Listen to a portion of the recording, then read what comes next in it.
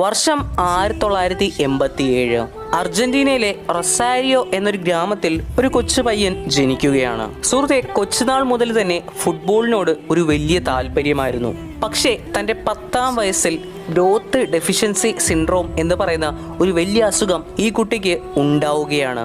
അന്ന് ഡോക്ടേഴ്സ് അവനൊരു വിധി എഴുതുകയാണ്. ഇനി തനിക്ക് കളിക്കാൻ സാധിക്കില്ലെന്നും അതുമാത്രമല്ല തൻ്റെ വളർച്ച നിന്നു പോകുമെന്ന് വിധി എഴുതി.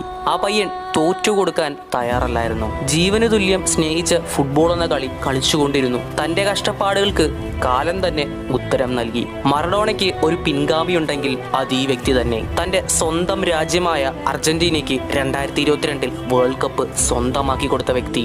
എന്തിനു കൂടുതൽ പറയണം, ലോകത്ത് 8ാമത് ഒരു അത്ഭുതമുണ്ടെങ്കിൽ അത് ഈ വ്യക്തി തന്നെ. ഞാൻ പറയുന്നത് വേറെ ആരെയും പറ്റിയല്ല, Lionel Andrés Messi, the real got.